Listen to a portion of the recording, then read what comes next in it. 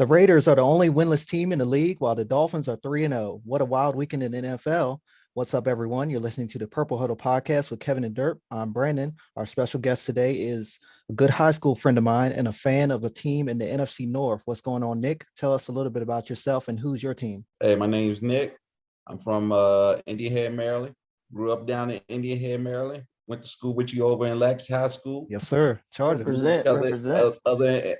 Up in the band. We was up there talking sports, cutting up in Mr. Freeman's class. Yep. Causing the scene. And me, you, Jaron, Ed was up there just talking sports on a daily basis, mainly about football. That's how we became good buddies back in high school. But I'm glad to be here. My team's the Minnesota Vikings. Vikings fan mainly because of Randy Moss and Dante Culpepper. And you always say every time, throw it up there, Dante. Golly, they can't jump with me. Throw it up there, Dante. Golly, he can't jump with me. Yep. And Old country man. That's just how I became a fan, and I've been a fan ever since. But I do from time to time. I do like the Commanders. I root for them because they're a local team. And yeah, I'll just keep it at that for now. Yep. All right, well, Kevin, it's never easy when our Ravens play the Patriots, but Baltimore squeezed out a 37-26 win in Foxborough on Sunday. What made it even better, that it was our first ever win at Gillette Stadium. What did you like the most from Sunday's contest? I like that they never quit. That, they, no matter what was going on, they just kept pounding the football. They actually, shocking enough, made adjustments in the second half. It's like, it was like, holy crap, they actually learned how to make adjustments. And the fact that Lamar, he saw that the way the defense was playing, he tried to put it all on his back. In that fourth quarter, and he said, forget it. You know what? I'm going to do this myself. And, hey, we squeaked out the win. First win in Foxborough in the regular season. But what about, are you still concerned with the secondary? We had a former Dolphin, Devontae Parker, just got nasty on us. Oh, yeah. Well, I'm always going to be concerned with that defense. When you get the 32nd ranked defense in the NFL, you're always concerned about your defense. No matter whether it's your front seven or whether it's your secondary, you're always going to be concerned. There's always going to be room for improvement. I mean, they did sign JPP. I don't know how much he has in the tank, but hopefully he'll be able to help out with the pass rush. But yeah, when your secondary is looking around like they did in that Miami game and not knowing what was going on, yeah, you're definitely going to have concerns. Absolutely. But it looks like they got a little bit together this week. Hopefully they'll. That's something they can stack on and build on going forward. Oh no, Buffalo coming to town, man. Oh, this might be another long day. I didn't say it was going to be easy. Hopefully. I'll raise my blood pressure through the roof. As usual. Man, I need to go to a bar for this game. Yep. I'll meet you there. Durp, you're gonna need a couple shots of whiskey too. How's your mom feeling after a week 3 win, Durp? Oh, she's ecstatic. It's not a day that I don't talk to her. She says, have we re-signed Lamar yet? How's that going? I keep telling her, I'm like, Mom, this is old saying. Like, yesterday's rates ain't today's rates. This man keeps coming in here and dropping dimes and running for 75-yard touchdowns and all this other stuff. Like Kevin said though, y'all definitely showed some fight because there was a couple moments in there where it got real choppy for y'all. But things kept going y'all's way. The Nelson Aguilar fumble and stuff like that. And I like that in the J.K. Dobbins return, y'all had him in there, but you didn't really abuse him or nothing. Yep. He had 9 attempts, I think 2 catches or something like that. Ease him in there, but y'all, your running game's always going to be your running game. That's what y'all do. And one player that I need to give more credit to on y'all's team is Devin Duvernay. Because I picked him up off the waiver wire on my fantasy team, and I keep not starting him, and it keeps burning me. He keeps going off. So dude's nice. He deserves props. And we're gonna see what's going on with that Mac Jones injury, but things don't look too good for Patriot fans right now. Yeah, they're saying with Mac Jones, they're saying that is a high ankle sprain, severe high ankle sprain. Is going to be week to week, but they think probably going to definitely miss at least 2 to 3 weeks. 2 to 3 weeks. I thought that was like a 6-week injury. Well, yeah, they're saying he's gonna be dated like week to week, but yeah. Who's their at least backup? 4. I have Brian no Hoyer idea. still? Is it Brian Hoyer? Brian still? Hoyer. Yep. That's Brian Hoyer. They Brian better Hoyer. call. They better be on the phone with Cam Newton right now. Picture that. I mean, yeah, like Cam, get Cam. What you gonna have a substitute teacher next? Hey, so something's better than nothing. At least he knows the playbook, the 8 plays that they run when he was in there. Yeah. My thoughts is that is a typical Gillette Stadium game when they play marquee teams. Some crazy shit is always bound to happen when you go in a Foxborough in Gillette Stadium. You could have one of the best teams in the NFL, but shit just don't go right. Yep. Like Lamar definitely had to pull his MVP heroics out the bag because it seemed like every time the Ravens were starting to gain momentum, it would be a fumble there or a fumble there. And it would put the momentum back on the Patriots. But Mac Jones, he just kept throwing the ball right back over to y'all. So it just kept stalemating. Y'all kept stalemating each other. Yep. But it was a great game by Lamar Jackson. And he showed why he is worth the money within the first 3 weeks of the season. Absolutely. Let's see if he can maintain that momentum and more importantly, stay healthy because health is going to play an issue. The way he runs the ball, I'm glad to see that he's starting to get down more because you don't want him to take that kind of punishment this early in the season. And the fact that he's actually being more mindful and getting down, and on top of that, he's securing the ball. He's not fumbling the ball as much, and he's making more proper reads. Like he threw some straight up dimes in the end zone. Like that touchdown pass he threw in the corner. Who was it to Duvernay? Yeah, oh, Duvernay. Yeah, that back. Yeah, did you see how he threw that ball? He threw the ball off his back foot, falling to his right, and it was just a perfect pass. Like he really worked on his throwing mechanics, and it's really showing this year. And I'm proud to see him doing good. Sounds good. So the Patriots will travel to Lambeau Field on Sunday. They have a late start, 4:25 kickoff against the Green Bay Packers. Ladies and gentlemen, Knicks Vikings are leading the NFC North after 3 games. Minnesota overcame 2 10-point deficits to remain undefeated at US Bank Stadium. Set the scene for us, Nick. What happened? And what happened was that the Lions were a team that got off to a quick start. They were up 14. And then we went on the run and we scored 14 unanswered. Both teams were struggling in the special teams game with the field goals because we were both missing field goals left and right. Again, third quarter, Lions get off to that start again. They scored 10 unanswered on us. Then fourth quarter came and Captain Kirk came through in the clutch. Came through with some clutch passes, clutch TDs at the end of the game, got us the dub.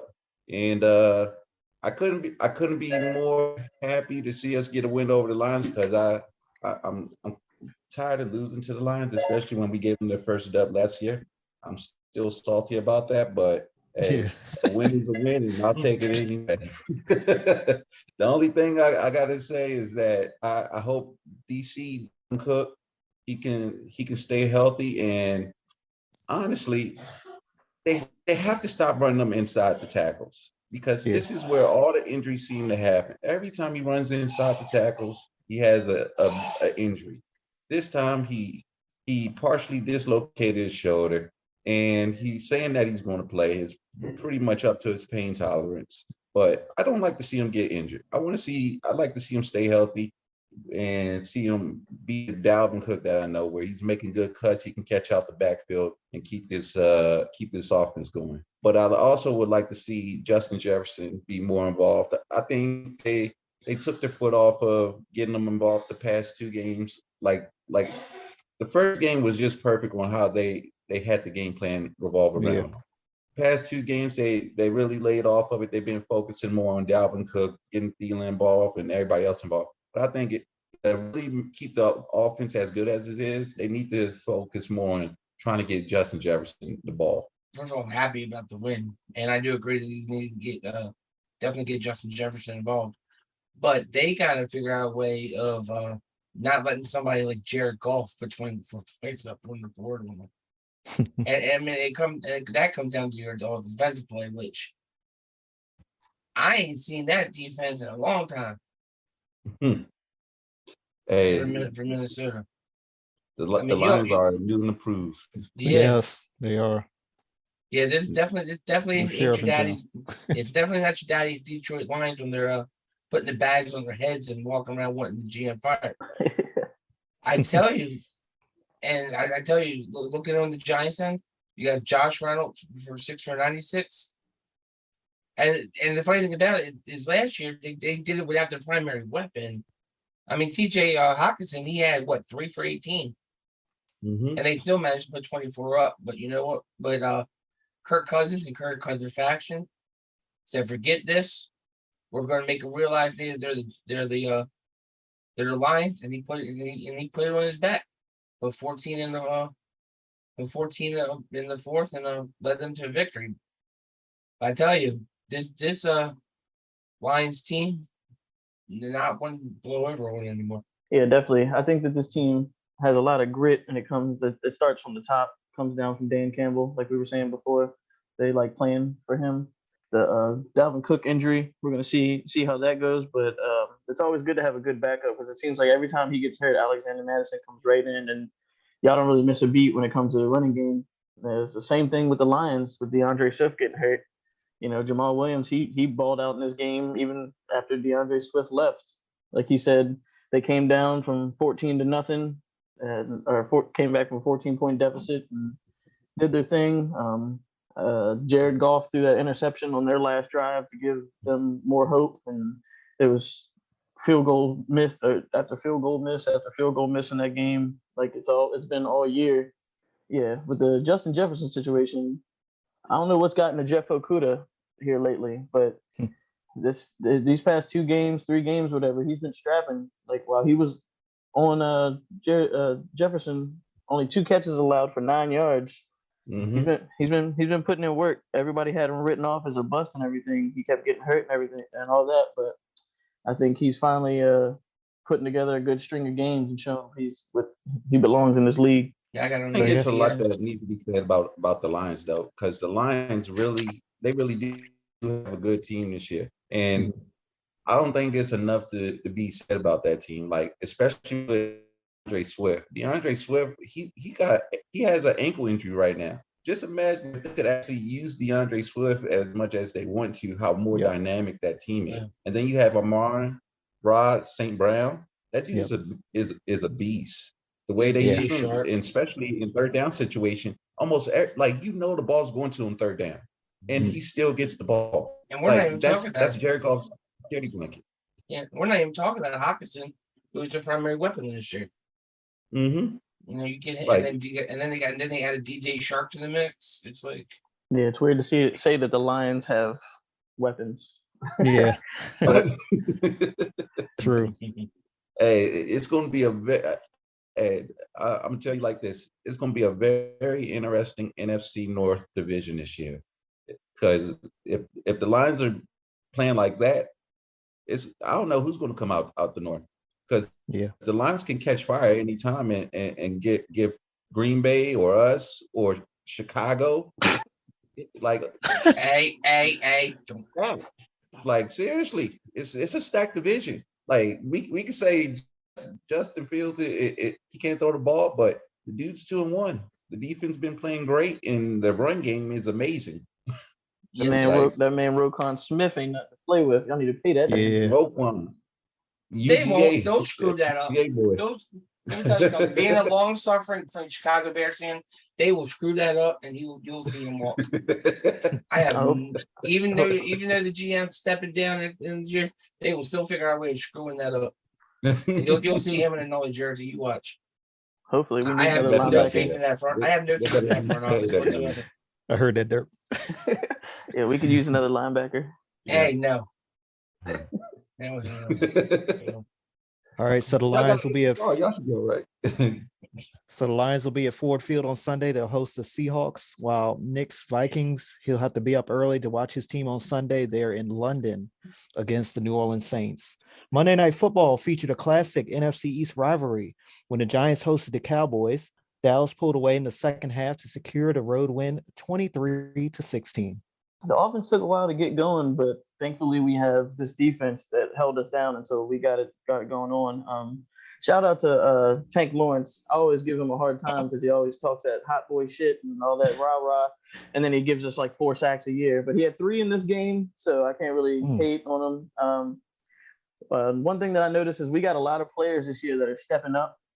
Noah Brown, Jake Ferguson, and Peyton Hendershot, both rookie tight ends, both came in and contributed very well. Once again, these penalties kind of bit us in the ass at times. We had 8 of them for 70 yards. They also had 8 for 57. I'm sure everybody, if anybody watched it or seen what the highlights or whatever, they've seen the calls that these refs were making in the game. You had Noah Brown about to be wide open in the end zone. Dude literally wraps an arm around him and throws him to the ground, and the refs get their Stevie Wonder on. Another one. He's running up the middle, and literally 2 guys grab onto him and hold on to him, and then the everybody's throwing up their hands, and the refs are like, I don't know what to tell you. And then of course they had the one where Sterling Shepard ran into Trayvon Diggs, and it wasn't offensive PI, but they called it. They called it for whatever reason, and don't forget the Tony Pollard face mask windmill that they did. Yeah, I don't know what was going on in that game, and once again, just a shout out to this defense right now, because we wouldn't be in any of these games if it wasn't for them. We're leading the league with 13 sacks right now, and it's crazy to say that like our safeties are finally a strength of this team. For so long, we haven't been having safeties. We don't even have Javon Curse right now, and Donovan Wilson is playing out of his mind. On the Giants side, does anybody know what's going on with Kenny Golladay? Like, he's saying he's not playing enough, and they're like, "Yeah, you're not playing enough," and then they just don't play him. It doesn't make any sense. And outside of that, Saquon looked fresh every time he was getting the ball. He looked like he was trying to score a touchdown. So that's scary for any defense. And lastly, I just hope that Sterling Shepard's okay, because when that turf monster gets you, the way that he was just jogging and then just grabbed his knee like that, even OBJ was like, why can't we just play on real grass? Like, I hope he's okay. He's had a rough run here lately, but he's out for the season. Yeah, I hope he's all right. Yeah, but hey, Durp, I just got one question to ask you, man. For real. What's that? Is Cooper Rush from Notre Dame? Because that dude got the luck of the Irish on his side, bro. I never seen daggone quarterback so fortunate and so lucky to be blessed with the O-line that he had last night. That dude literally looked like he was playing 7-on-7 drills. He literally looked like he was playing 7-on-7. There was no pressure around that dude. He could literally just go his progression and just, you know what? That guy's open. I'll throw it to him. You know what? I see CD streaking across the middle of the field. Oh, CD dropped the ball. Dang on it. You know what? Yeah, we had to touch on that. Yeah. Slam had it bread gift, had it hand gifted right to him, right through the hands. Oh, trust me, I almost turned the TV off. I know. But you saw a tale of 2 O-lines. You saw on the Cowboys O-line, they could block and pass protect and run block for their quarterback and running backs. On the other side, you saw Danny Dimes. Hey, he had to run for his life, almost comparable to Carson Wentz on Sunday. Yeah, but at least he was able to get out the pocket. But Saquon, he made things happen. He looked very good, and he was making cuts. He had that burst. I liked seeing the emotion from Saquon, because it seems like when he scores, he brings that momentum to the Giants, and everybody's like celebratory. And I like seeing that from them. But I gained a good amount of respect for Daniel Jones, because to see how much he had to go through. You got your coaches not putting in Kenny Golladay. You got Sterling Shepard before he tore his ACL. The dude drew a penalty where all 7 penalties, when he wasn't even on the field. The dude was dropping the ball. He was slipping on the field on his own home turf, slipping on routes. It's like, bro, what are you? Is your mind in the game at some point? That's what I really want to know. Was his mind in the game? Like, what were you thinking about? Because obviously, I don't understand how you're on your home turf and you're up there sliding. Like, you should know what your turf or artificial turf is to put the right cleats on. I don't know how home players do that. I don't know. But another thing, you saw the Giants. They fought so hard to get that touchdown when Saquon got that touchdown. I was so pissed off to see that Giants defense be so conservative, and just like that, in the snap of a finger, Cowboys just walked right down the field and tied the game up. And I think that's the Wink Martindale. That's the Wink Martindale effect. Like, it drives me crazy. Like, wow. He dealt with it a long time. But the Cowboys look good, and for next week when they play the Washington Commanders, I'm setting the sacks for over under 10, because if that O-line for the Commanders allowed 9, it's no way it's no way they're not going to allow 10 against the Cowboys. It's no way. So it's looking good for the Cowboys. They're probably going to be at the top of the division next week, and they don't even have to rush back Dak Prescott, because they have the luck of the Irish and Cooper Clutch, the quarterback, and he's undefeated. Yes, Undefeated backup quarterback. There you go. Just new nickname, the lucky leprechaun himself, Cooper Rush. And he has red hair, so that makes there you go. Yep, luck of the Irish. But that's all I have on it. Yeah, what more can you say? I mean, Cooper, 21 for 31, 215 yards, and a touchdown. Cooper Rush. When Dallas is leading receiver is somebody other than leading rusher, it's somebody other than Ezekiel Elliott, you know you're going to have a good day, because Zeke got the majority of the carries. He got 15 for 73, but Pollard went 13 for 105. It's almost like we should use him more. Yeah, and then of course Cooper, he tried, but 2 rushes, -2 yards. Just stay in the pocket and throw. Yeah, just stay in there, pack your lunch, eat your ham sandwich, and throw the football. But this is a crazy stat I was looking at. 55 total tackles, 46 solo tackles, and 5 sacks. That's this past game for the Dallas defense. Holy Christ, that's most defense's entire season. Like, where's this defense been all year? That defense is a beast. They're nasty. Leading the NFL in sacks too. And again, like I said, they're playing the Commanders O-line. The over-under has to be 10 for sacks. The over-under has to be set at 10. And like you said, you got to give it to Daniel Jones. When you're a lame duck quarterback and you've already been told that you're not picking up your option, and you're still going out there and fighting instead of being conservative because you're worrying about where you're going to play next year, I give it to the kid. He at least he's trying. Not me. I'd be like, you didn't pick up my option. Nah, I'm sitting right here on the bench. We're relaxed. I think he was. I'm not getting myself hurt. I think he was pressured somewhere around like 22, 23 times or something like that. Yeah. And then for him to stand in there, blood on his knees. He was bleeding from his knee. Yeah, that's how many times he was going on the ground. And at the same time, he's himself, I think he rushed for I want to say 6 first downs or something like that. We did have a hard time containing him. But then once we set Donovan Wilson as his spy. He had 9 rushes for 79 yards. Right. Yeah, and then we almost rushed for 100.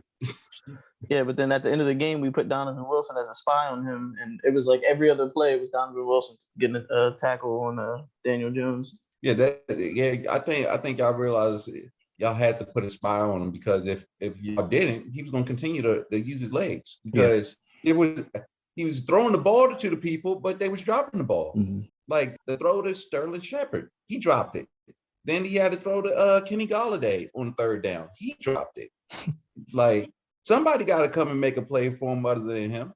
Yeah. Like he can't do it all. Nope. He's not as athletic as Lamar Jackson now. He can't run and throw for touchdowns like Lamar. But he's got a ways to go before he get to Lamar's level. But he's like Lamar 1.0, 1.0, not 2.0, 1.0. Lucas Oil Stadium was rocking on Sunday afternoon. That's because the Colts stunned the Chiefs to earn their first win of 2022. Kevin, how did the Colts get it done? On the back of Matty Ice. No, seriously, on the back of Matt Ryan. I mean, you throw 27 for 37, you get 222 yards, 2 touchdowns. And then you got Jonathan Taylor going 21 rushes for 71 yards. It was all offense. I mean, defense played well, but it was all on the back of Matt Ryan.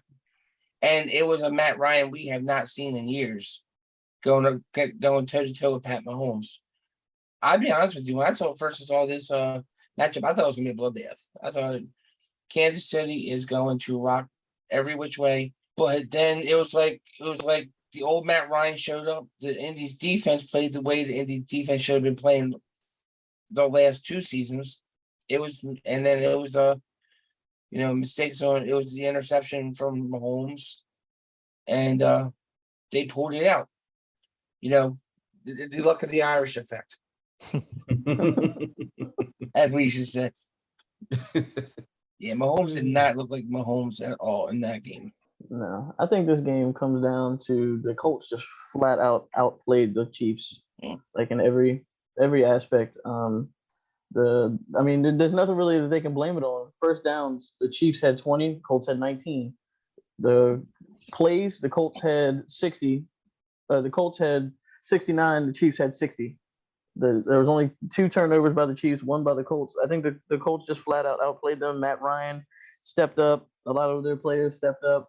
And the Chiefs got to see firsthand how important it is to have a good kicker now, because they already got rid of Matt Amendola. He's already on the bus out of town.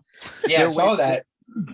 Yeah, they're hoping and praying that Harrison Butker can come back, because they brought Matt Amendola out from the practice squad and probably didn't think much of it or whatever, but he came out there and I think he missed an extra point, 2 extra points, a field goal, whatever it was. He cost 2 extra points and a field goal. Right, whatever it was, he cost them points. I'm sure they wanted to just send Justin Reed out there to kick, but like I said, at the end of the day, the Colts just flat out outplayed the Chiefs, and Mahomes just wasn't Mahomes that day. Which is crazy to say about Andy Reid's led football team. Yeah, for real. See, what I thought about the whole game was that Matt Ryan brought the culture of Atlanta to the Colts. This was a typical Matt Ryan Atlanta Falcons game. They played these good teams tough to the T, and sometimes you're going to win them, and sometimes you're going to lose them. And this time he won it. And the crazy thing is that people forget the Colts have a great all-around team. They have a good defense. They have a good offensive line for Matt Ryan to be able to make his progressions. But the first 2 games, the O-line really hasn't been doing their job. Against the Chiefs, they actually did the job. They protected him long enough to make reads and get the receivers the ball so they can stay in the game. And the defense came through and actually did what they were supposed to do and keep Mahomes from dropping 35 on the head. So they kept him in the game all throughout, and they let Matty Ice live up to his name. He's ice cold when it comes to the fourth quarter, when it's at the end of the games. The dude's just ice cold, and that's why they won the game. And I'm glad. I'm actually glad for Matt Ryan, because he deserves a lot more recognition than he actually gets. And it's unfortunate, because if he would have won that Super Bowl, it would have cemented his legacy as a great quarterback. But because he hasn't won the Super Bowl, it's always going to be what if. And the crazy thing is, he has almost better numbers than Eli Manning, and Eli is always going to be considered as a Hall of Fame quarterback. He might even get into the Hall of Fame. And Eli has almost worse numbers than Matt Ryan. But it was a good game by the Colts. They should be able to maintain that momentum and get Jonathan Taylor revving up and keep his carries up there. That way, Matt doesn't have to throw the ball as much, and they should be a good team that progresses throughout the season. Okay, let's just take a pause from the NFL. It's time for Touchdown Terps. Kevin, what's the latest out of College Park? Well, the Terps went toe-to-toe with the number 4 ranked Michigan Wolverines. But in the end, the Wolverines came out on top in Ann Arbor, beating their Terps 34-27. Maryland found themselves down early in this game, fumbling the opening kickoff, leading to a quick 7 for Michigan. Tonga Vailoa went 20 for 30 for 207 yards. 1 touchdown, 2 interceptions before suffering both a knee and rib injury. He's listed day-to-day. Billy Edwards, the transfer, came in. He went 5 for 9 for 62 yards and a touchdown. And lo, that defense, I don't know where we're going to get it from. We got to get a pass rush. 1 sack, 3 hurries on the day. McCarthy for the Wolverines, 18 for 26 for 220 yards and 2 touchdowns. But that was not the story of the day. The story of the day was Blake Corum. 30 rushes for 243 yards and 2 touchdowns, averaging 8.1 yards per carry. Then the defense had 3 sacks, 1 INT, and had Tonga Vailoa basically running for his life the whole game. But next up for the Terps, it's a 2-2 Jim Harbaugh-led Michigan State Spartans coming into College Park. The Spartans are reeling after a 34-7 beating by the 4-0 Minnesota Golden Gophers. Which team will right the ship this week? We'll find out Saturday. We kick off at 3:30 from Maryland Stadium in College Park. South Beach is partying big time. Their Dolphins are 3-0 while they're also in the driver's seat in the AFC East. But Nick, the best part of the game to me was when Bills offensive coordinator Ken Dorsey lost his mind in the booth after his offense ran out of time on the field. And he had a right to, because Josh Allen did the 2 most stupidest plays at both ends of the half that I have ever seen in my life. Who in the world in the first half, at the end of the first half, you get the ball with 3, you get the catch, you're in field goal position. It's 3 seconds left on the clock. All you have to do is spike the fucking ball, and this dude throws a fucking fake spike and throws it to Stephon Diggs, thinking he's going to get out of bounds. Like, that's 3 points that caught right there. Yep. Then he does it again. You get to the line. You have time to spike the ball. Spike the ball. Like, what in the world is going on with him? The coordinator had a right to almost destroy that whole coach's press box, because Josh Allen knows better. He knows better than that. He reminded me of that playoff game against the Texans when he faced off with Deshaun Watson, and he just started throwing backyard passes at the end of the game, like he was playing some kind of Pop Warner team. Like, that, he got to be better. And if he thinks that they're a Super Bowl contender, he has to be better at managing the game at the end of games and have more clock awareness. Like, that's just pathetic of what he did, managing the games at the end of the game. I couldn't believe it.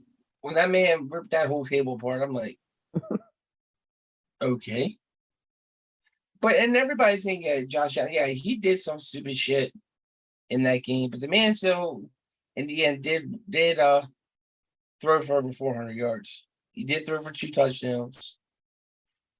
I mean, he gave the team the chance to win, but yeah, leaving 6 points out there when you had the chance, yeah, your offensive coordinator needs to put his foot up his ass for that one. He really does, especially when Miami, they went 13 for 18. They only went through for 186 yards and 1 touchdown, but it was defense. Mm-hmm. I mean, it was the defense and it was turnovers, you know, that really led to the Buffalo's downfall. And I say Miami 3-0, Buffalo's 2-1, and Miami's sitting at the top of the division right now. And if Josh Allen wants to right the ship, he better look at himself. And he better look at his receivers. He's gonna look at that Ravens defense. That's what it's gonna look like. Look at. He'll right the ship next week. He'll right the ship this week. He's looking at that secondary he pulled that clock management shit with the Ravens. It's going to be more than the table getting broken in the press the problem the Bills love breaking tables, right? That's their thing. They love breaking tables. Hey, it might be a car window getting broken or his tire splash or something. It'll be a contest. You can screw up clock management worse. Josh Allen or John Harbaugh. That's going to be a contact. Yeah. That's going to be a contest next week. Yep. There's a lot of things that's crazy in this game. For one, the fact that they let Tua come back out there after that man looked like he was off 19 shots of Hennessy. He couldn't stand, two offensive linemen holding him like, look, man, we called your Uber. Like, you got to get out of here. The fact that they're in trouble. The fact that they let him come out there, especially knowing that he already had that hip injury coming in from Alabama, it doesn't make any sense. But the fact that the Dolphins were able to win this game is crazy. I know Kevin already touched on some of the stats, but the Bills had 495 total yards to Miami's 212. The Bills rushed for 115. Miami rushed for 41. The Bills had 31 first downs to Miami's 15. The Bills ran 90 plays to Miami's 39. The Bills' time of possession was 40 minutes and 40 seconds to Miami's 19 and 20 seconds. You read those numbers off and you're like, oh, this was like a bloodbath. They had to have just destroyed this team. But the Dolphins found out a way to win. And I know a lot of people are coming down to like Isaiah McKenzie should have made his way out of bounds, or they should have been able to spike the ball. At the end of the day, the Bills drove the entire way down the field. And Josh Allen on that fourth down play, for some reason, he's got the strongest arm in the league. For some reason, it just turned to a noodle and he threw it at the dude's feet. If he was able to complete that pass, I think that they would have probably ended up winning that game. But it seems like Miami's for real, and they got them a good head coach. Tua's playing good if he can stay healthy. This receiving core and this defense is formidable, to say the least. Oh yeah, you're right. You are definitely right. And I got to put on Tyreek Hill's name because I was a doubter of him. I'm like, bro, you play with the Kansas City Chiefs. You're just fortunate to have the strongest arms in the NFL just throw you the ball. But he's done this. He's done the same thing with Tua. Him and Jalen Waddle are easily becoming the best wide receiver duo in the NFL. And if it keeps going and Tua keeps gaining confidence, this team is going to be pretty nasty in the middle of the season. All right, this is the Purple Huddle Podcast with Kevin and Durp and our special guest, Nick. The Rams are back, and Aaron Donald recorded his 100th career sack on Sunday. Kyler Murray was the victim there as the Rams cruised by the Cardinals 20-12 on the road. This game was pretty even, like stat-wise, through the air and on the ground and everything. Cardinals didn't have any turnovers, but I think this all comes down to one thing, and it's just that Kyler Murray cannot figure out how to beat the Rams. He's 1-5 all time versus the Rams. They have his number and then some. Mm-hmm. He cannot beat them. And for whatever not for whatever reason, we know why, but without DeAndre Hopkins, this team cannot do anything. Last year, he played 10 games. They went 8-2. When he didn't play last year, they went 1-3. Right now, they're 1-2 without him. So whatever things he was doing, he wasn't supposed to do. It's really fucking them over more and more each week because they can't figure out a way to win. On the Rams side of the ball, they just did what they had to do. They came in, they played a solid game. They didn't really make any mistakes or anything like that. I think maybe one fumble. Yeah, Cam Akers had the one. Yeah, Matt Stafford played pretty decent. And the last thing about the Rams, this dude, Ben Skoranek, that they have, he looks just like Cooper Kupp, but he's a receiver, but they've been using him as a fullback. He's apparently like 6'3", something like that. And they use him as a fullback. He had a good catch. A good couple catches in the game. I think he's a sneaky weapon that Sean McVay is kind of displaying here and there, and he's going to be somebody to look out for. I think the last image that I saw that was so freaking telling of what Kyler Murray is seeing him throw that ball when he saw Aaron Donald come untouched and just airmail that ball like Eli Manning did when he saw blitzes at the beginning of his career. I was like, this dude does not. I don't know what to say about Kyler. I really don't, because you have a good offensive head coach, and it's not like he has a bunch of scrubs playing around him. He has good players. And I think pretty much he plays just like Russell Wilson, where they like to throw a lot of 50-50 balls, and they need taller receivers to catch those. And DeAndre Hopkins is one of them guys that can go up with the best of them and come down with the ball 99% of the time.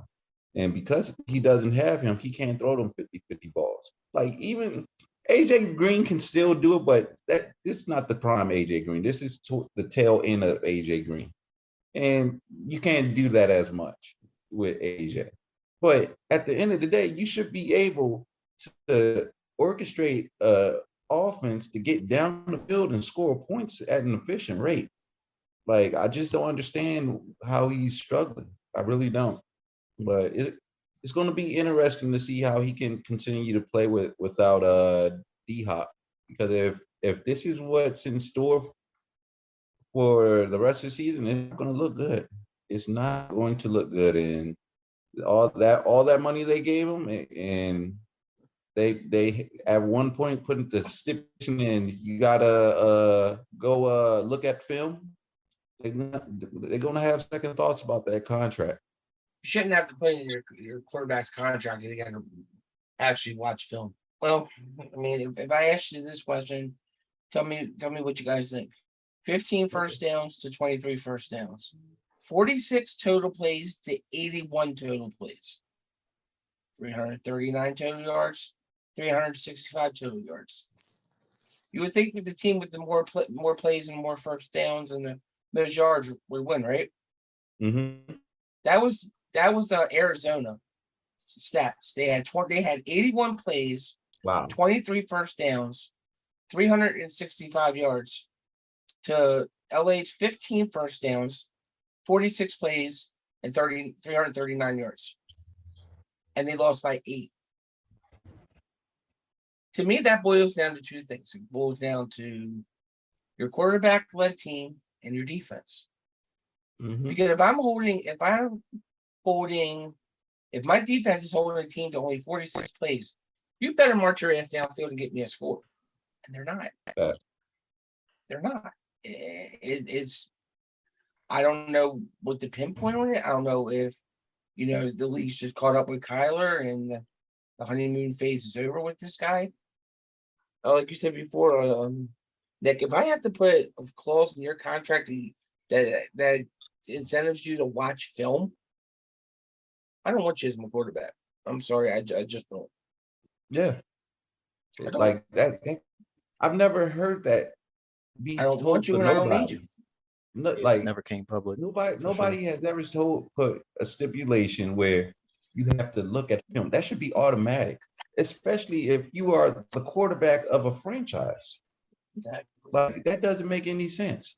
It just doesn't make any sense. And it's no way D-Hop was that impactful to where 12 points and it's a pass happy offense where you're throwing the ball almost 90% of the time. Like, and on top of that, they have James Conner, and James Conner had his best year last year. Like, where's James Conner at? Like, I just don't understand it. It's weird. I mean, Hollywood Brown got 140 yards in that game. 140 yards, and you can't win. To have 80 some plays and only come away with 12 points is insane. Yeah. That's 80 insane. Plays, 12 points. Yeah. Mm-mm-mm. And you have 383 yards to your opponent's 336. So they were pretty much getting to the opponent's side of the field, and they were stalling out. Which you shouldn't be stalling out. You shouldn't be stalling out and settling them for field goals. That's 4 field goals. Like, those should be 4 touchdowns. Yeah, I think what you said though, Nick, is that's a thing to touch on, because I think Kyler might need that big play receiver, that bigger receiver, because they're playing with like Hollywood Brown, who's what, like 5'7", and this other dude, Greg Dortch or whatever, he's 5'7" also. And then even when their other guy comes back. I can't remember his name right now. Their slot receiver. Even when he comes back, he's only 5'7". So it seems like this Christian team. Kirk, right? No, Christian Christian Kirk's with the Jags now. in Jacksonville. Okay. Yeah, you're Rondell right. Moore. It's Rondell Moore. When Rondell Moore comes back, he's only 5'7". So it's like this team is like just everyone's small. Everyone's small, and maybe they just can't play big ball, And like I said before, the Rams just have Kyler's card. They have his number, and he can't figure out a way to beat them with or without A-Hop. And Durp, you're right because you're right, Durp, because now that I think about it, when I first thought that trade for Hollywood, I thought to myself, I'm like, why would you get a smaller receiver? You last year you had your three top receivers were all 6'5" and above, or 6'3" and above. Yeah, I think it's because that. No, go ahead. I think it's because the new trend is to get these quarterbacks, receivers that they used to play with in college. You give Tua, Jalen Waddle, and stuff like that. Jalen Hurts, Devontae Smith. Right, exactly. Joe Burrow effect. Right, Jamar Chase. So I think they probably said, Hollywood Brown and him played together in college, And I mean, this is no shot at Hollywood Brown. Like you said, he had 140 some yards. He did his thing, but I just can't get over 80 some plays for 12 yards. That's mind-boggling. Well, it's time to get caught up on what's making news around the league, guys. Brandon has your halftime headlines. What do you got for us, Brandon? All right, so Browns defensive end Myles Garrett, he's recovering from injuries sustained in a car crash. According to police, this happened on Monday afternoon, shortly after he left the Browns facility. It was a single vehicle crash, leaving Garrett with non-life-threatening injuries. Garrett was discharged from the hospital on Tuesday. Patriots quarterback Mac Jones is about to be sidelined for several weeks with a high ankle sprain. ESPN reports the injury could lead to surgery, and it's quite serious. New England will travel to Green Bay on Sunday. A pair of offensive tackles on the West Coast will miss some playing time. San Francisco left tackle Trent Williams is expected to miss 4 to 6 weeks with a high ankle sprain. Meanwhile, Rashawn Slater won't return this season after tearing his left biceps tendon. It was a battle of winless teams on Sunday in the Music City, but the Titans prevailed, taking the win 24-22. King Henry was featured early and often, while Tannehill held his job for now. Yeah, no, right? What do you say for now? Yep. Yep. I don't think it'll be that long, much longer. So. Oh, no. I'm not seeing it being very much longer. I mean, he caught lightning in a bottle, and now it's starting to dissipate. I mean, and now that teams are focusing on Henry, and they're forcing him to throw more and more. You can't do it. 19 for 27, 264 yards, 9.8 average, 1 touchdown, 1 interception. I mean, but they won. They pulled it out over the hapless Raiders, who, my God, people in Vegas right now got to be pulling their hair out. You get a new head coach. You get you're thinking, oh man, it's going to be great. We got a Bill Belichick prodigy, and then Devontae Adams. Devontae Adams. You got Max Crosby. They're thinking, oh man, some people had them picked to be to win the division. Now they're just hoping they can get a win. What's that old Jim Moore? I just hope we win a game. Yeah. It's like playoffs. Playoffs. Playoffs. I mean, playoffs. I mean, your quarterback goes 26 for 44 for 303 yards and 2 touchdowns, and you lose 22-24. There's something wrong there. I mean, the defense had a total of 61 tackles and sacked the hapless Tannehill 1 time. And I mean, if you really want to get into details, I mean, I looked at the team stats, and again, listen to this. Raiders 24 first downs, Tennessee 19. Raiders 65 total plays to Tennessee's 55. And Raiders 396 total yards of offense to the Titans 361. But yet the Raiders only had 9 drives they only had 9 drives, total drives, compared to Tennessee's 10. 9 drives. You do that 9 drives and you still lose the game. That's sad. And honestly, looking at it, I don't know what changes can be made. I mean, unless they can get Josh Jacobs going more for just 66 yards, I don't know. I don't know where the help's going to come after them. You think, like, after Sundays, you think Rodgers and Devontae Adams call each other and just say, like, "I miss you." Yeah. Like, you should have never left. Like, you see the memes, right? Yeah, like, yeah, you know, I know, right? You get to play with your best friend, or you get to play with your college friend. Okay, that's cool. But now you're 0-3, and the Titans finally got Derrick Henry going in the passing and the running game. But at the end of the day, the Raiders just I don't know. Nice. Yeah, it's crazy. I mean, the Raiders, they were 1 for 12 on third down. 1 for 12 on third down. They were 3 for 3 on fourth down, but 1 for 12 on third down. That's sad when you got more fourth down conversion than you do third down. Yeah, I don't know. I mean, you could say we have a Bill Belichick prodigy, but at the end of the day, you know, we know what he, you know, we saw what it was when he went to the Broncos. Yeah. Like a lot of these guys, they are good when they're with Belichick, and then they leave, and then they're not good. Not to say that he won't be good, but as of right now, it doesn't look like it's going to be good. The Josh Jacobs thing, they declined his 5th-year option, right? So I mean, he's already thinking about being on his next team. Yeah, he about to be gone. You're right, exactly. Yeah, and he's probably celebrating, and Devontae Adams is probably crying. Yeah, this to lose to the Titans, it doesn't really make any sense, because like when you line up against the Titans, you know what you got to do. It's easier said than done, but you got to stop Derrick Henry, you know. And then outside of that, you don't really have to worry about much. I mean, you have Ryan Tannehill passing the ball, and then who's the number 1 receiver? Treylon Burks, you know, a rookie who hasn't really done anything yet. And It's just like the Raiders are coming in and just doing everything that they shouldn't do. I mean, they had a guy, Max Holland, that won 8 receptions for 158 yards. One thing I did read too, and I'm sorry, I didn't mean to jump in. They said that if you watch that game, Tennessee never trailed in that game the whole game. That means they never trailed that whole game. To a slow start.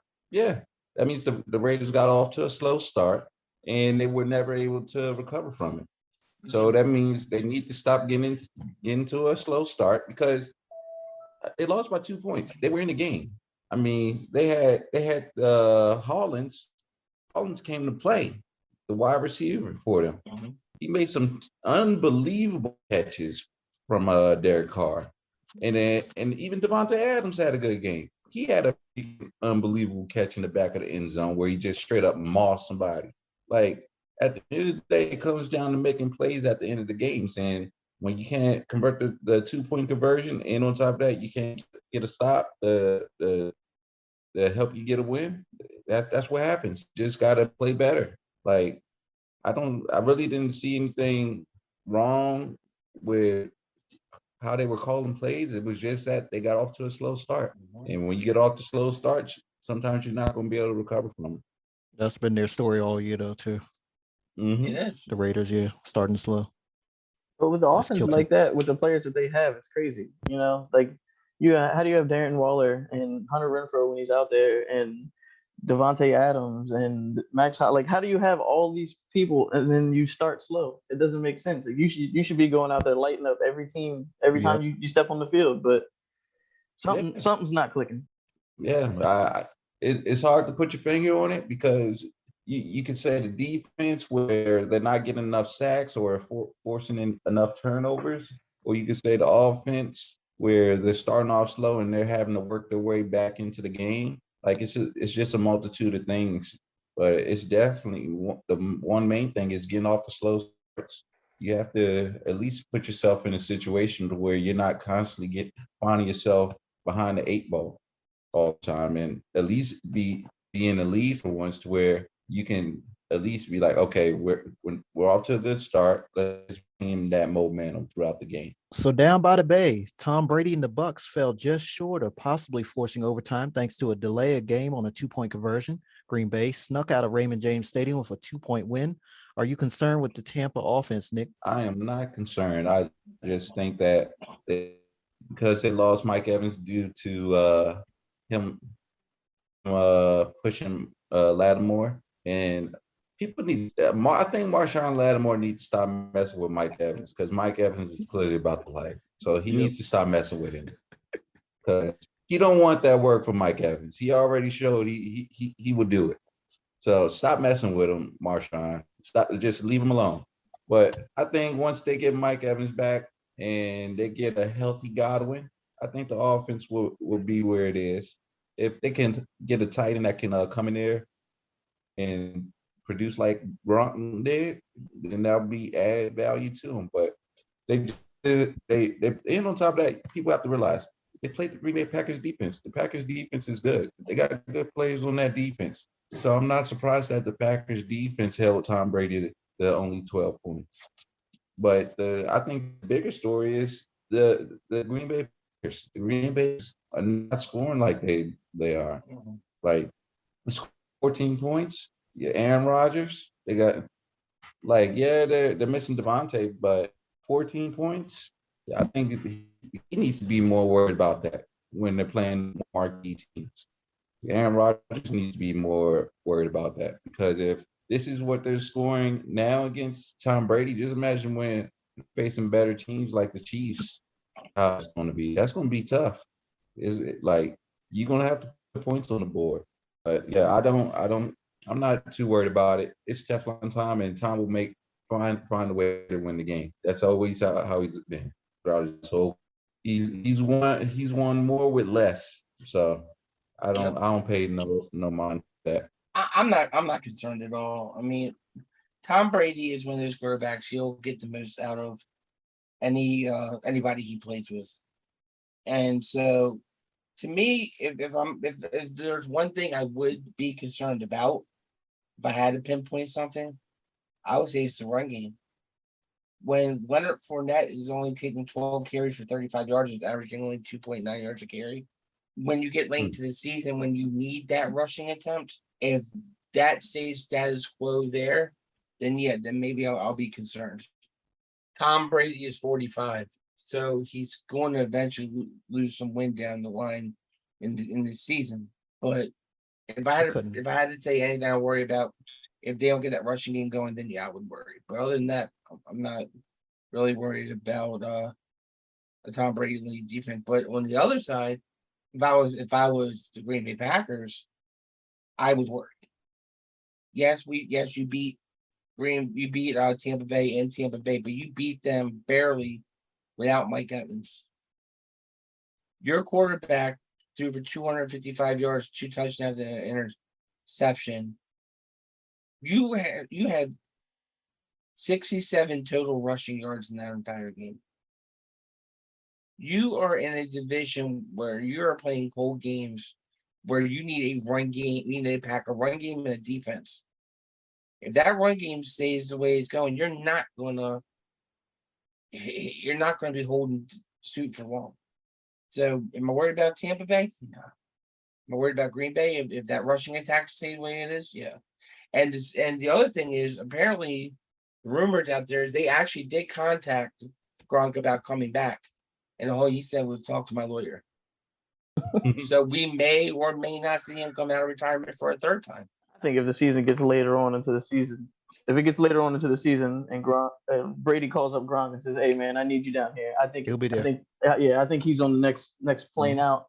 The bad clock management at the end of the game by Brady was just like weird to see. You know, like he got out there and they're trying to figure things out, and then who gets a delay a game on a 2-point conversion? Like that. Yeah, that was interesting there. That never happens, and especially like Tom Brady led offense. Yeah, that's crazy to see. As far as being worried about this, the Bucs offense, like Nick said, Godwin's coming back soon. Mike Evans is going to be even healthier now, coming back, sitting out a week. He's going to be just fine. We're in that cycle of a Tom Brady season where you're like, okay, maybe we're finally done dealing with this guy. You know, like maybe finally he's not going to make it to the playoffs, and then they're going to get healthy at the right time. Like I said, Gronk might come back. This defense is still a great defense. This defense is still really good. They're gonna probably walk over everybody in that division. So besides maybe the Saints, they have a hard time beating the Saints, as we know. But as far as them, I'm not really worried about them. As far as Green Bay goes, somebody on that offense, one of these receivers needs to step up and say like, "Hey, I'm going to be that guy." With Devontae Adams leaving, it looked like it's going to be Romeo Doubs with the last week, and Christian Watson's hurt already. But we'll see what happens with that. Lazard should be the one to step up. He's been with the team the longest. You would think so. Yeah, but I mean, what about old man Cobb? Keep waiting on that. Yeah. Yeah. I think at the end of the day, Aaron Rodgers can call Allen Lazard and a wide receiver one all day, but I just don't. He just isn't. He just isn't. I think he has that. He has that. Like that Juju Smith-Schuster effect. When AB was there, he was just going off, and everybody was like, "Oh man, AB leaves, he doesn't do anything." Allen Lazard showing off when Devontae Adams is there. Devontae Adams leaves, he doesn't do anything. I think he needs a complementary. He needs somebody better on the other side, and I think, like I said, this Green Bay offense, they need to figure something out because you have one of, if not the best running back duo in all of the league. And I know you have Aaron Rodgers back there, but I think they need to start to lean on that a little bit more. And play action will set up for the passing and everything like that. But I think they'll both get it together by the mid-season or so. But we'll see. Yeah, they should be able to get it dealt with. It's the same thing with the Packers sometimes, especially with Aaron Rodgers. He'll have these moments where we start questioning the team and the offense and whatever, and then by like game 6, 7, you see Aaron Rodgers like he when he did with the whole REL. Yep. AX, relax. When he did that, the offense was going, defense was going, and they got to the playoffs, and they just fell short at him. But they'll figure it out. It's just early in the season, and on top of that, we have Aaron Rodgers. They don't play preseason games, and I think that needs to be too. This is why the NFL players, mainly the starters, need to play in the preseason. Because this is the effect it has on teams when you play in the preseason. Your main quarterback is rusty. He's not scoring the points, putting the points up, and we're having questions about the offense. Most definitely. All right, people in Blacksburg, they are loyal to their Virginia Tech Hokies. Durp is standing by for the Hokie Pokey. Give us the inside information on Hokie Nation. Well, the game began hopeful with a score of 13-7 at the half. But in the end, the Mountaineers' offense was just too much for this Hokies defense to handle. They tallied up 421 total yards, and their vaunted rushing game put up 218 of them. Both teams were horrific on third down, with Virginia Tech converting a mere 2 for 10 and West Virginia going 4 for 13. Penalties were our ultimate undoing, with 15 flags for an ungodly 132 yards. We traveled to a 3-1 UNC team with a very good quarterback in Drake May, who is off to an impressive start with over 1,200 yards to go with 16 touchdowns and just one lonely interception. His accuracy may give the Hokies fits as he's completing 69% of his passes. They have a plethora of wide receivers and tight ends at his disposal. Our quarterback, Grant Wells, may be able to take advantage of a Tar Heel defense that only has 7 sacks and 2 interceptions on the season so far. I look for this game to be a shootout in North Carolina. All right, it's time for our bold statement as we look forward to the first week of October in the NFL. Nick, give us something that nobody will see coming. The main thing that I'm going to say is that the Jaguars will beat the Eagles. And the Eagles will be 3-1. I like the Jaguars. They have a good all-around team. Even they had that hiccup with the Commanders. They came back ever since. They put the stomping on the Chargers, who everybody hopes on, 38-10, and they got at Justin Herbert and Trevor Lawrence, Sunshine. I call him Sunshine, and he had 3 touchdowns. And the running back, he's over 100 yards rushing. So I think they're going to surprise everybody, and they're going to beat the they're going. Not only are they going to beat the Eagles, they're going to expose the Eagles' offense for the frauds that they really are. See, that's bold. See, that's bold. That's. I've been high on the real quick. I've been high on the Jags all season, Nick. Obviously, we just started, reconnected recently, but I know I told Ed in my other podcast that the Jags were going to win the AFC South. So I'm like, Duval, I'm right there with you. Let's go. Oh yeah. Right. Back to whoever's next. All right, are you guys ready for mine? Las Vegas Raiders. They right the ship this week. They do it at the expense of the Denver Broncos. My man, Derek Carr, throws for 4 touchdowns against the Broncos defense. Okay. Broncos hold Russell Wilson and the Broncos offense to 198 total yards. That might be easier said than done. I mean, easier done. Raiders win. Whatever, y'all know what I mean. Raiders win 28-10. That's my bold prediction. Mine's not necessarily a game or anything like that, but my bold prediction for this week is Micah Parsons will get his first career interception off of Carson Wentz. Might even take it back to the house.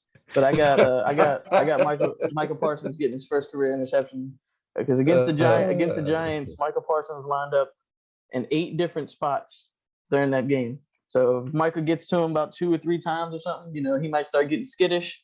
He might be able to back out, bat it up for a pick, something like that. But just know when you're watching NFL Red Zone and it shows Micah Parsons in the end zone and they talk about an interception, just know I called it. Kevin and Durp, y'all bright football minds and stuff. But I mean, were those really bold statements? I mean, Carson Wentz, he gonna give the ball away, and then Denver only 198 yards. Statement. I mean, Russell ain't cooking. Durp, you said that last week. Kevin, were you not listening last week? Yeah, you said Durp, Russell ain't cooking. Fine. You want another one? A bold statement for Durp would be the Cowboys defense is breaking the NFL single game record for sacks, and that's a bold statement because that's really possible, and I think it's going to happen. On that, Nick. That O-line is trash. I've never seriously. That O-line was worse than Joe Burrow and Daniel Jones's line. The edge rushers were literally running off the edge and speed rushing them every play. That's how easy it was. Carson, he couldn't even throw it to Antonio Gibson because Gibson couldn't even get out his break. Kevin, you said you had another one real quick? Yeah, I'll give you another one. You good? I was just messing with you. All right. Well, I can give you another one. Yeah, go ahead. I say Houston Texans upset the Chargers this week. My boy, yep. I think we got a debate going on. Durp, what you thinking when he's done? Even he don't believe that. That's not gonna happen. My boy Lovey Smith. The best coach Dallas ever had. They should have beat the Bears, but Justin Fields. Well, actually, they threw a late pick, and Roquan, that dog. That dude, he's going to put himself in contention for Defensive Player of the Year if he keep playing the way he did. Yeah. Yep. All right, everyone, you're listening to the Purple Huddle Podcast, Contenders or Pretenders. Every year there are teams that start out good and then prove themselves to be frauds. Give us one contender and one pretender, Kevin. All right, my pretender, it's real easy. It's the Giants. I have no faith in Danny Dimes. Okay, I agree on that. Sorry, go ahead. Yeah, I don't see them. I think when they get into the meat of their schedule, I see them maybe going 9-7. But I don't see them. I don't see them making the playoffs. I don't see them taking the division.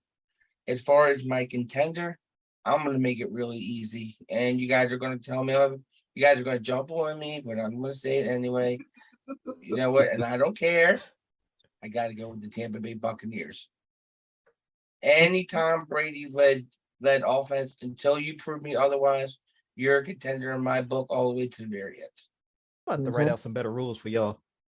He's a contender with Tom Brady. I mean, come on now. Hey, Tom Brady was not a contender. Was his last year in New England. You never gave me any rules. You never gave me any regulations. You one contender, one pretender. You never said I had to go out on the limb. Maybe I should have done your notes for you, Kevin. What's that? Man. You never told me I had to go out on a limb, bro. You just told me I had to give one contender, one pretender, and I did. Hey, I could have been worse. I could have said your pretender was the Houston Texans. They're 0-2-1. Yeah. Or with the Raiders. If you would have said the Texans, I would have had to pull out a cap and said, "Stop cap." Stop the cap. Don't you ever make no egregious claim like that. The Texans, you already know what they doing. Yeah, I know. You already know what they doing. And all right, what about you, Durp? What you got? Well, first of all, I just want to say that 9-7 for the Giants is a great year. That's not going to happen. As far as a contender, much as I hate to say it, I'm going to go with the Eagles. I mean, we already know that they're 3-0, but all this off-season moves and the savvy draft moves that they're making and all the big splash things that they're doing, it's just all paying off.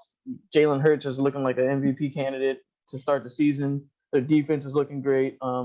I think that they are everything they're showing right now. Of course, I hope that I'm wrong, but we shall see. And my pretender is the Chargers, and it's only because it seems like they are getting the injury bug left and right. They're getting players that are getting hurt, and I don't know if they have the depth to pull that off. They're not looking like the same team that they were when Austin Eckler was just going crazy on everybody. Keenan Allen can't stay on the field. And Justin Herbert's one of the best quarterbacks in the league, but I mean, he can only take you so far with 3.5 ribs broken or whatever it is. So I think right now, just the injury bug is just going to be too much for them to overcome. How about you, Nick? Hey, well, y'all already know who's my pretender. It's them daggone Eagles, because I do not trust. I do not trust in Jalen Hurts.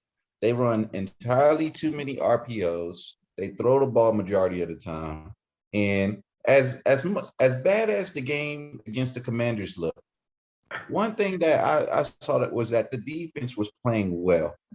The defense was playing well. They shut them out in the second half. Like, they shut them out, completely shut them out, didn't score any points. So they're going to play the Jaguars, and I keep saying this. Jaguars are going to shock everybody, and they're going to beat the Eagles soundly. And they're going to – Jalen Hurts, all them deep balls that you saw him throwing, it's not going to happen. He's going to look pedestrian. He's going to have that dead floating ball like he usually has when he throws the deep ball. And he's going to throw a couple picks, and they're going to lose. And my pretender is obviously Duval Jaguars. The Jaguars are a contender. They are a contender. As long as freaking Sunshine Lawrence keeps playing the way he does. He had that the first game of the season, little first game jitters. Second and third game, he's been on point. The run game's been on point. The defense been getting sacks, playing defense. They are contenders. And I look for them to turn a lot of people's heads later on in the season. All right, if you can't tell, we are already ready for more football. So let's take a look at the games for next week. The Dolphins and Bengals will be on Thursday Night Football on Prime Video. Knicks Vikings are in London for Sunday morning football against the Saints. That's a 9:30 a.m. kickoff on the East Coast. Browns at Falcons. Durp's Cowboys will host Washington for the first time as the Commanders. Seahawks at Lions. Titans at Colts in the AFC South. Kevin's Bears will battle my Giants. The Jaguars at the Eagles. Jets at Steelers. Buffalo will come to Baltimore to play the Ravens. Chargers at Texans. Cardinals at Panthers. Patriots at Packers. The Broncos are in the Sin City next week for a matchup with the Raiders. Chiefs at Buccaneers on Sunday Night Football, and the week will close in Santa Clara for Rams and 49ers. Which of these teams bring you guys the most interest? Durp? I'd probably say that Chiefs and Bucks game. It's always good to watch Mahomes go up against Tom Brady. We'll see how he can do, how the Bucks offense can do if they can get the receivers back. Of course, that Bills and Ravens game, that's going to be a really good game. Probably the game of the week if I had to guess. And now Nick's got me hyped for this. My Cowboys going and putting up 37 sacks up against the Commanders. So I'm ready for it. Oh, man. Hey, they're going to have that daggone cart ready for Carson Wentz, because it's going to be a bloodbath. It is going to be a tough game for him. It's going to be so bad. If the Commanders, they're going to have to play the same exact game that the Giants did on Monday. If they do not play by that game plan and they keep trying to call them long developing plays, I'm telling you, Lawrence, Micah Parsons, they're going to have a field day, and they're going to be doing the feed me sign like Bill Elliott. They're going to be doing that to him. So, but is it my turn? Yeah, it is. But me, I'm looking at that Jaguars-Eagles game because this is going to be the game where I want to see how Jalen Hurts is going to play. I think he's played a couple teams, except for the Lions. I think the Lions they started late, but they came back and made it a game. And the Vikings, they just didn't show up. And we already know Commanders, they couldn't even block for 1 second. So we'll see how that defense looks against the Jaguars, and we'll see how Jalen Hurts is going to play against that Jaguar defense. And I think that's going to be a very interesting game to watch, because it's going to see if Jalen Hurts is for real or if he's not. I would have to say Ravens-Bills. I'm really interested in seeing with that Josh Allen-led offense, what the secondary of the Ravens is going to do. Is he going to have them playing on their heels and confused, or are they going to be able to read that offense and actually make plays and see what this pass rush can do? Because hopefully JPP will be playing this week, and hopefully we'll get some of our pass rush back, because you don't put any pressure on him.